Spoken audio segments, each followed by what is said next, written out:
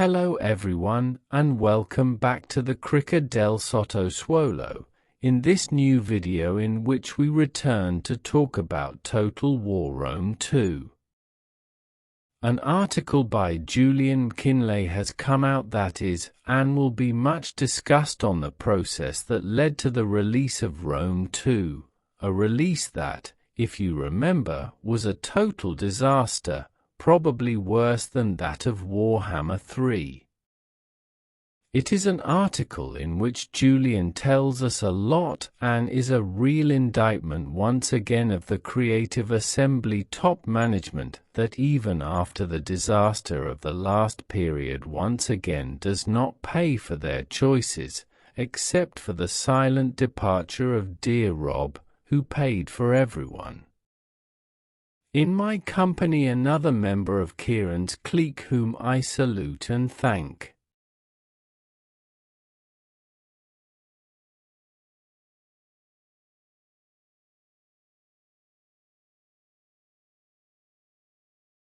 As you can see, the article is very long and we have tried to summarize it for you. There is a lot of interesting material, and for those who would like to read it in full, below the title in the description, we leave the link. Let's start by introducing Julian McKinley and what he has done for Total War by reading what he has published. This statement is written for players of the Total War series, but may also be of interest to a wider audience in the gaming industry.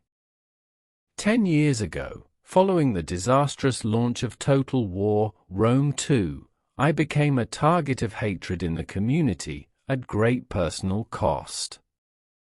I was widely blamed for the game's problems, and was believed to have been fired for incompetence.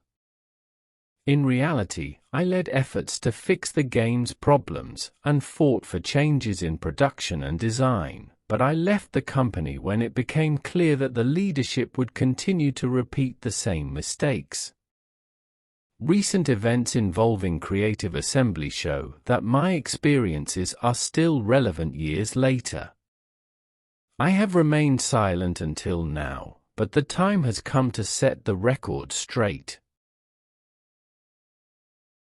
I am a software and game developer with over 20 years of experience and have worked on 16 games in my career, including independent and AAA games. Between 2009 and 2014, I worked as a programmer on the Total War series at Creative Assembly. During my time at the company, I worked on Napoleon, Total War, Shogun 2, Fall of the Samurai, Rome 2 and Attila. In October it will be a decade since I left the company, and for most of that time I have not followed Total War closely, but in recent years I have been preoccupied with events involving the company. Recently, Sega, the parent company of Creative Assembly, cancelled Heinous, a first-person shooter project that had been in development for years, followed by several layoffs. Longtime Total War players may remember my name, which was associated with the problematic launch of Total War Rome 2, which caused a strong backlash from gamers. I received a lot of criticism and death threats. Total War games usually only assembled in the final weeks and months before launch, and Rome 2 was no exception. I was unaware of how late the project was and the problems that would emerge. What really happened? Rome 2 was severely mismanaged. The Total War team was dysfunctional even at the best of times, and there were serious operational and communication problems. Specific problems included late design changes and the rushed creation of new maps that caused significant bugs in the AI, resulting in malfunction during battles. Part 1 City Expansion. One of the most significant production errors was the late addition of maps for the city expansion feature in the campaign.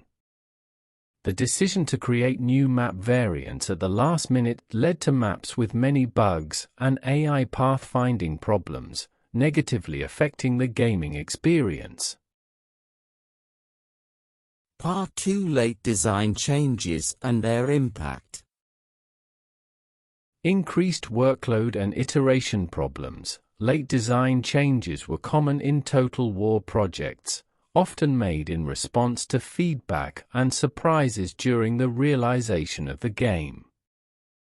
This caused previous work to be invalidated and required further changes to the AI code, a process known as iteration, which was problematic because it occurred too late in the project. These changes particularly affected the AI developers, who had to adapt the AI code to support the new game requirements. Management misunderstood the flexibility of the AI, thinking that it could adapt to the changes without further development. This led to ignoring concerns about gameplay changes that would affect the AI. Part 3: Persistent problems in AI development. Lack of decision-making inclusion. AI developers were often excluded from decision-making processes and were not informed of significant design and production changes, leading to reactive rather than proactive development. Part 4: Leadership culture. Hierarchical structure and communication problems. Top-down decision-making. The Total War team had a hierarchical structure in which key decisions were made by a few individuals without input from the wider team. This meant that critical feedback was unwelcome and important decisions were already final by the time they reached the development team. Lack of a feedback process. There was no formal process for providing feedback on creative or management decisions. Dynamisch die Pote responsibility. Designers versus programmers. While programmers promoted caution and good engineering practices, designers made the final decisions, often based on intuition rather than empirical evidence. Programmers were responsible for the details of the project during implementation, but had no credit or autonomy. Role of the production team. The production team, responsible for project management, often sided with the designers in disputes, allowing late design changes to proceed unchecked. Toxic working environment. Some leaders created a toxic working environment by reacting harshly to feedback, causing valuable contributions to be suppressed. Part 5: Combined land and sea battles. The functionality of combined land and naval battles in Rome II posed a significant challenge due to the separate code bases for land and naval units. The programmers warned that the integration would cause numerous bugs, but the leadership proceeded, resulting in a problematic launch. The decision to implement combined battles, despite the warnings, led to significant problems, highlighting the problematic decision-making process of the project leadership. Part 6: Overall management and technical debt. The programming team was not in control of its priorities, limiting its ability to address technical debt and improve the engine, tools, and infrastructure. The reluctance of the project management to allocate time for these improvements caused frustration among the programmers. Part 7: Too many new functionalities. Impact of new functionality on programming.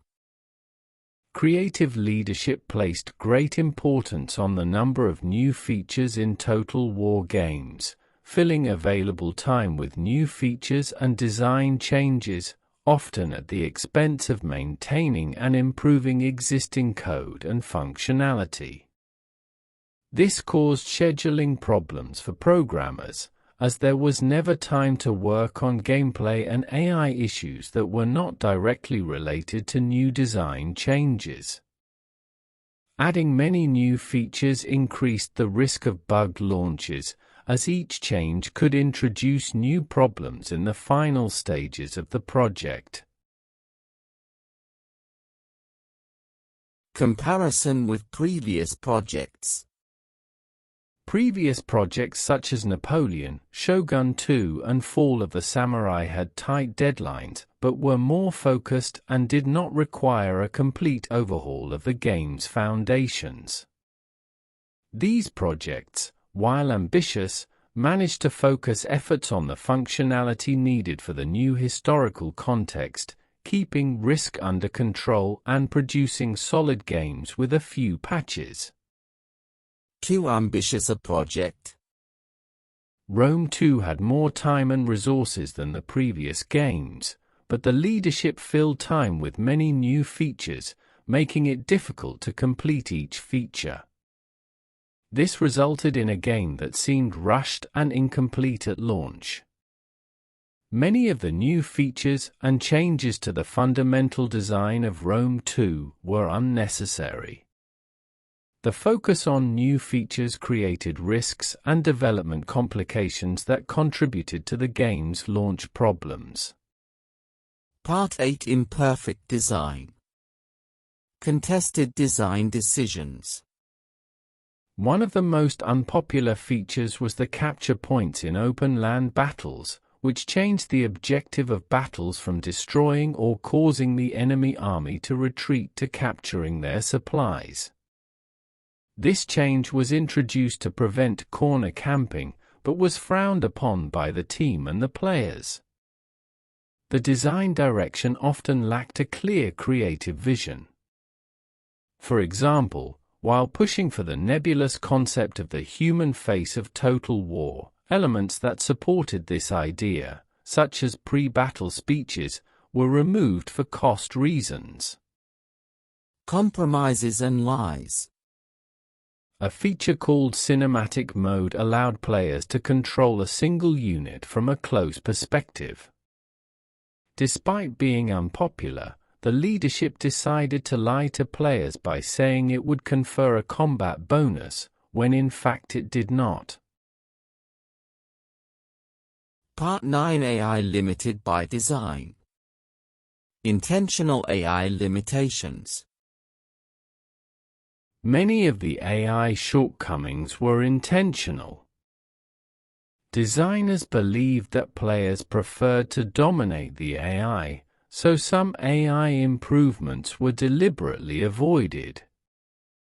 Often, new features were added without considering the necessary AI support, making these features tools for the player to beat inadequate AI.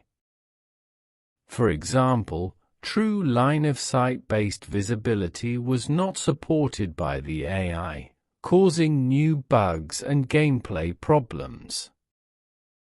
Capture points in pitched battles had no dedicated AI, and the AI only handled these points accidentally, which meant the player could easily manipulate the AI to win battles by capturing supply points. Part 10: Marketing Demo. Introduction of marketing in the development process. With Rome 2, Creative Assembly introduced an in-house brand and marketing department, which had a significant influence on the production and project management. This change led to the creation of marketing demos as milestones in the production schedule, designed to generate enthusiasm among the audience. Nature of marketing demos. These demos did not represent the actual state of the game during their release. They were vertical slices specially built into the game engine with many scripted elements and purpose-built components. These demos included trailers such as the Siege of Carthage and the Forest of Teutoburg, among others. Impact of demos on production. The time and resources required to create these priority demos took attention away from the development of the full game. Many developers had to work on partially operational features or add gloss to small parts of the project, taking valuable time away from the development of the main features. Effects on resources and AI development. The demos not only delayed the project, but also diverted critical resources, such as AI programmers, to work on these demos rather than fixing bugs in the main game. Part 11: The launch and subsequent patches. Reaction to the launch. After the launch of Rome 2, the reaction was mixed. Despite high sales and bookings, the game had many problems. The leadership seemed more interested in post-launch marketing events than in immediately solving the game's problems. The patching team. A small team was assigned to fix the game's problems, while most of the original team moved on to new projects. Despite the difficulties and negative public perception, the team managed to significantly improve the game through various patches, culminating in patch 14, which solved many of the most serious problems. Leadership decisions. Despite the improvements, the leadership decided to discontinue further patches and relaunch the game as Emperor Edition, shifting the focus to new projects. This went against the desire to continue improving Rome 2. Rome 2 post-mortem. Post-launch discussions. After the launch, there were immediate discussions as to why the game was not delayed, with the leadership admitting they were aware of the potential backlash, but deciding to proceed anyway. The post-mortem of the project was an opportunity for developers to express feedback and criticism. However, the leadership played down their failures and blamed the new team members, claiming that the problems stemmed from a lack of transmission of the secret flavor necessary for a successful Total War. Julian, however, provides us with equally interesting statements on the game that followed Rome 2, namely Attila. Denial of leadership and initial assurances. Although the leadership denied responsibility for the project's problems, assurances were given regarding changes in project management, the prioritization of battle AI, and better communication of design changes. Programmer work on Attila continued from Rome 2, focusing on improving siege and battle AI. Exclusion from discussions on design. Problems arose because the programmer and the AI team were repeatedly excluded from crucial design discussions. Features that affected the development of the AI were implemented without their knowledge, causing conflicts with Attila's management who refused to communicate. Disputes concerning AI. Two major controversies emerged concerning AI. The first concerned changes to the real line-of-sight visibility system, which reduced its effectiveness for the AI, a problem that had previously been addressed in Rome 2. The second controversy concerned a new feature involving siege battles, raising concerns about game interruption and stability. Conflict escalation and management pressure. Tensions escalated when the programmer raised concerns about decisions impacting the game's AI and stability. Management responded by excluding and pressurizing the programmer to stop pointing out these problems, leading to a confrontational meeting where criticism was dismissed.